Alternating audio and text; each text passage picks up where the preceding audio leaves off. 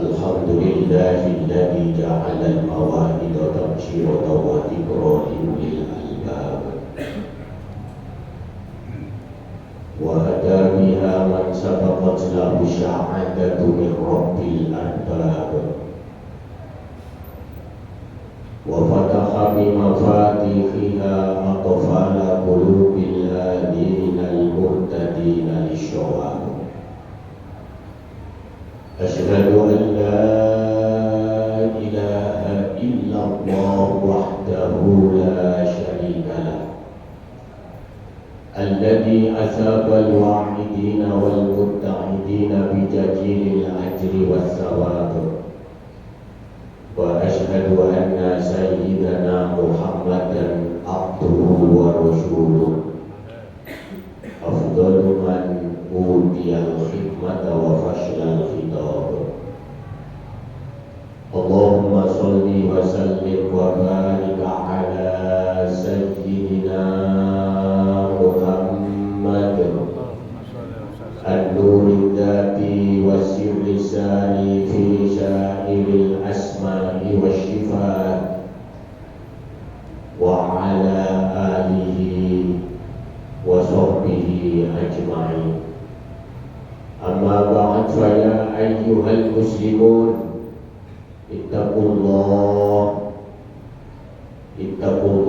ta'ala haqqa tuqatih kama qala Allah ta'ala fi kitabihil karim. A'udzu billahi minasy syaithanir rajim. Bismillahirrahmanirrahim. Ya ayyuhalladzina amanu ittaqullaha haqqa tuqatih wa la tamutunna illa wa antum muslimun. Wa kama qala Rasulullah sallallahu alaihi wa alihi wasallam, ittaqillaha haitsuma kunt wa atbi'is sayyi'atal hasanata tamhuha wa khaliqin nas bi khuluqin hasan. Hadirin dan jamaah sholat Jumat rahimakumullah. Dalam kesempatan yang sangat mulia ini, marilah kita bersyukur kepada Allah Subhanahu wa ta'ala, dan marilah syukur kita selalu kita buktikan dengan melaksanakan perintah-perintah Allah serta menjauhi larangan-larangan Allah Subhanahu wa ta'ala. Apabila pernyataan syukur kita di hadapan Allah selalu kita buktikan dengan melaksanakan perintah-perintah Allah serta menjauhi larangan-larangan Allah Subhanahu wa ta'ala, maka pernyataan syukur kita di hadapan Allah akan dibenarkan dan diterima oleh Allah Subhanahu wa ta'ala. Akan tetapi apabila pernyataan syukur secara lisan di hadapan Allah sama sekali tidak dibuktikan dengan melaksanakan perintah-perintah Allah serta menjauhi larangan-larangan Allah, maka syukur yang dinyatakan tidak akan dibenarkan dan diterima oleh Allah Subhanahu wa ta'ala. Artinya, banyak di antara kita syukur secara lisan, terima kasih kepada Allah, baca hamdalah, baca alhamdulillahi rabbil alamin, fasyah pembacaannya, tapi ketika Allah perintah dia gak mau jalan, gak mau melaksanakan, atau Allah melarang tapi dia malah melaksanakan apa itu larangan Allah Subhanahu wa ta'ala. Mana penyesuaian lisan kita di hadapan Allah? Kita menyatakan syukur kepada Allah, takdir kepada Allah, tapi giliran Allah perintah kita malah kita tidak mau melaksanakan. Giliran Allah melarang kita malah kita melaksanakan apa itu larangan Allah Subhanahu wa ta'ala. Pernyataan syukur secara lisan inilah yang tidak ada titik temu antara lisan dan perilaku. Oleh karenanya Allah berfirman di dalam kitab suci Al-Quran yang terkait dengan apa yang kami sampaikan pada siang hari ini. Allah berfirman, fattaqullah la'allakum tashkurun. Bertakwalah kalian kepada Allah, jalankan apa yang telah diperintah oleh Allah Subhanahu wa ta'ala, apapun halangannya, apapun gangguannya, karena ini sudah kita imani, kita yakini bahwa ini adalah perintah Allah Subhanahu wa ta'ala. Kita jalankan itu perintah dan tinggalkan apa-apa yang telah dilarang oleh Allah Subhanahu wa ta'ala. Walaupun kita sedang mencintai itu larangan, karena ini larangan Allah, karena ini larangan Rasulullah Shallallahu Alaihi Wasallam, itu sangat berbahaya. Kita jauhi, walaupun sementara hati kita senang dengan larangan tersebut, karena yang melarang Allah wajib kita jauhi. Kalau sudah seperti itu, itulah yang namanya takwa. Apa perintah takwa dari Allah tujuannya? Fattaqullah la'allakum tashkurun. Bertakwalah kalian kepada Allah, laksanakan apa itu perintah Allah, tinggalkan jauh-jauh apa itu larangan Allah Subhanahu wa ta'ala. Tujuannya la'allakum tashkurun. Kalau sudah kita dinyatakan syukur kepada Allah Subhanahu wa ta'ala dengan syukur yang dibenarkan Allah Subhanahu wa ta'ala, maka semua nikmat-nikmat yang telah diberikan Allah kepada kita, yang sudah kita rasakan bersama keluarga kita, maka nikmat-nikmat kalau tidak akan dicabut oleh Allah Subhanahu wa ta'ala. Jangankan dicabut, dikurangi pun tidak akan terjadi.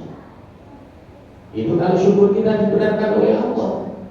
Dari sinilah berbagai-bagailah kita bersyukur kepada Allah, sehingga saking sayangnya Allah kepada kita, setiap hari Jumat khatib wajib mewasiatkan satu ayat, fattaqullah, bertakwalah kalian kepada Allah. Setiap hari Jumat itu aturan syariat agama kita. Apa tujuannya? Supaya sampai kali bulan ini termasuk dan tergolong hamba Allah yang bersyukur kepada Allah Subhanahu wa ta'ala. Kalau sudah bersyukur orang yang pandai bersyukur dengan benar, hidupnya dunia sampai akhirat tidak akan mengalami kebangkrutan sedikit pun. Ini tujuannya Allah perintahkan untuk berwasiat bertakwa. Itulah bukti konkret bahwa Allah itu selalu sayang kepada kita, agar supaya sampai kali itu tidak akan diadab. Tapi kalau kita tidak pandai-pandai bersyukur kepada Allah, malah sebaliknya kufur kepada Allah, Allah perintah malah kita gak jalan. Allah panggil kita untuk kumpul di masjid 24 jam 5 kali, malah kita gak mau datang. Itu panggilan Allah. Mana pembuktian syukur kita lesan kepada Allah? Alhamdulillah, kenyataan Allah manggil kita gak datang. Justru itulah yang namanya kekufuran di hadapan Allah Subhanahu wa ta'ala. Kalau sudah kufur, naudzubillah min dzalik, heran apabila nikmat-nikmat yang telah diberikan Allah kepada kita untuk tidak dicabut, cuma dikurangi. Mengapa kok terjadi seperti itu? Karena kita kurang faham syukur yang benar menurut Allah Subhanahu wa ta'ala. Tidak hanya lesan para hadirin, syukur itu harus ada pembuktian. Rugi apa kita mendatangi perintah Allah? Sesibuk apapun akan diganti oleh Allah. Serugi apapun, ketika kita mendatangi memenuhi panggilan Allah, akan diganti oleh Allah Subhanahu wa ta'ala. Itu orang yang beriman. Beda dengan orang yang gak iman, yang gak percaya. Iman itu percaya. Kalau kita percaya dengan kehebatan Allah, kalau kita percaya dengan Allah itu maha bagus, maha sebarang-galanya, mengapa kita gak datang? Justru kita menampilkan kufur di hadapan Allah. Ya supaya Allah tidak jokatin nolong, so jokatin diri apabila nikmat-nikmat kalau akan dicabut oleh Allah Subhanahu wa ta'ala. Dari sinilah Kula kali panjenengan syukur konsep hidup yang tidak akan mengalami kebangkrutan dunia dan akhirat. Dari sinilah laksanakan 3 perintah ini dari Allah Subhanahu wa Ta'ala. 1. Dasarilah kehidupan kita ini dengan kajian-kajian ilmu agama. Ini mohon diingat ini, agar supaya sahabat kali kula ini terarah menjadi hamba Allah dan bersyukur kepada Allah. Jangan sekali-kali hidup ini tidak kita dasari dengan kajian-kajian ilmu agama. Ini maha penting buat hati. Sebab banyak di antara kita memahami perintah Allah cuma sholat, memahami perintah Allah cuma puasa, memahami perintah Allah cuma haji apabila mampu. Perlu disadari perintah-perintah semua bentuk perintah Allah apabila tidak dilandasi dengan kajian ilmu, maka semua pelaksanaan akan ngawur, tidak akan mengarah sesuatu yang diajarkan oleh baginda Rasulullah Shallallahu Alaihi Wasallam. Dari sinilah Rasulullah Shallallahu Alaihi Wasallam bersabda dengan tegas, talabul ilmi fardhu. Mencari ilmu itu hukumnya fardu ala kulli muslimin wa muslimah. Ini sabda beliau Rasulullah Shallallahu Alaihi Wasallam. Wa qala Rasulullah Shallallahu Alaihi Wasallam, man amkanahu talabul ilmi, barang siapa yang diberi kesempatan oleh Allah untuk mencari ilmu, di masjid itu ada kajian ilmu, sudah datang di situ para alim ulama mengkaji tafsir, mengkaji hadis, dia sempat dan diberi sempat oleh Allah Subhanahu wa Ta'ala, negaranya aman, dirinya sehat, sepeda motor punya, datang sempat, tapi falam yaqlubu, kata Rasulullah Sallallahu, malah dia enggak mau mencari ilmu, diam saja di rumah. Orang sholat ikut sholat, orang umroh ikut umroh, tanpa didasari ilmu, Pak. Apa kata Rasulullah Sallallahu Alaihi Wasallam?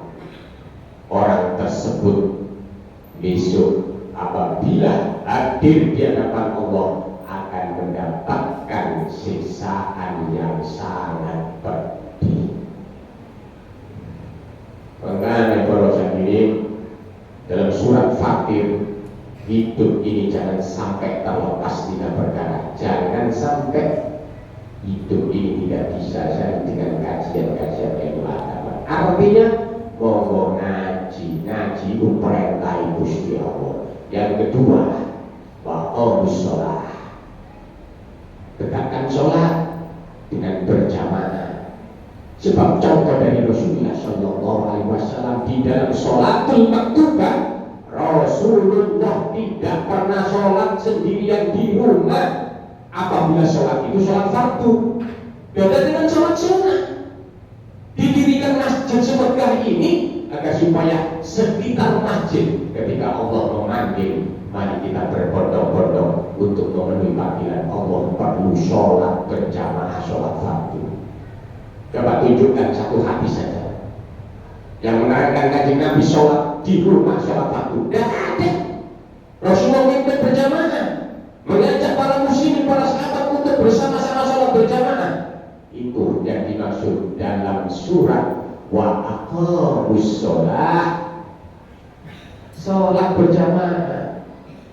Sehingga apabila kita pikir letak kekurangan jarak seseorang di mata Allah Subhanahu wa Ta'ala, ketika Allah manggil, dia diberi sehat oleh Allah, diberi rezeki oleh Allah, malah nggak pernah mengabulkan Allah Subhanahu wa Ta'ala.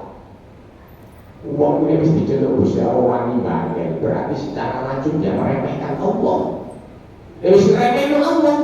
Kita tadi heran, umpama nikmat yang telah diberikan Allah kepada kita dicabut, kita sampai heran karena sudah meremehkan Allah Subhanahu wa Ta'ala. Sehingga dengan kajian yang kedua ini, apa kata Allah Subhanahu wa Ta'ala di dalam hadis qudsi? Laisa kullu musallin ataqabbal shalatah. Bukan semua orang aku terima sholatnya, kata Allah. Ini perlu dicatat. Apa kata Allah? innama aqbalu sholataman, yang aku terima adalah satu, sholatnya orang tawadhu ali adomadi, yaitu orang yang selalu merendah tunduk dengan kebesaranku. Coba kita angan-angan, Allah merintah, kita tahu, sadar ini perintah Allah Jalla Jalaluhu. Gak ngurus, diam aja di rumah. Itu namanya mengabulkan Allah, bukan mengabulkan Allah seperti itu, namanya meremehkan Gusti Allah Jalla Jalaluhu. Dan pada orang yang aku terima sholatnya kata Allah, ya tunduk dengan kebesaranku, masuk di masjid, sholat bersama-sama imam. Itu kata Allah. Yang kedua kata Allah Subhanahu wa ta'ala, walam yatakabbar ala ibadi, tidak pernah sombong dengan sesamanya, sopan santun, berakhlak mulia. Itu tanda orang yang sholatnya diterima. Walaupun dia diberi alim, diberi apa ketinggian derajat dan nilai, gak pernah sombong. Sebuah urusan didasari dengan musyawarah bersama. Itu tanda orang yang sholatnya diterima. Yang terakhir tanda sholat yang orang itu diterima oleh Allah Subhanahu wa ta'ala, wa'ad amal ja'i al-faqir liwajhi, kata Allah, selalu memikirkan nasib orang lain yang perlu kita tolong, perlu kita bantu. Orang lapar perlu kita kasih makan, orang yang butuh pertolongan perlu kita tolong. Itulah tiga tanda sesuai dengan firman Allah di dalam hadis qudsi tentang masalah orang-orang sholatnya yang diterima oleh Allah Subhanahu wa ta'ala. Ini khutbah, gak boleh panjang-panjang, sekian apa yang dapat kami sampaikan. Mudah-mudahan khutbah yang kami sampaikan ini sangat menyentuh hati kita, dibarengi dengan taufik hidayah Allah Subhanahu wa ta'ala. Satu, berilmu, dan satu, tawadhu kepada Allah. Tawadhu. Yang kedua, tidak pernah sombong dengan sesamanya. Yang ketiga, berjiwa sosial syahwat. Itu tanda sholat seseorang yang diterima oleh Allah. Konsep langsung dari hadis qudsi, yaitu firman Allah Subhanahu wa ta'ala, wallahu yaqul wa bi qawlihi yahtadil muhtadun. A'udzu billahi minasyaitonir rajim. Bismillahirrahmanirrahim. Wal 'asri innal insana lafi khusrin illa alladziina amanu wa 'amilus solihati wa tawashaw bil haqq wa tawashaw bis sabr. Barakallahu li wa lakum fil Qur'anil 'azim wa nafa'ani wa iyyakum bima fihi minal ayati wa dzikril hakim wa taqabbalallahu minni wa minkum tilawatahu innahu huwas samiul 'alim.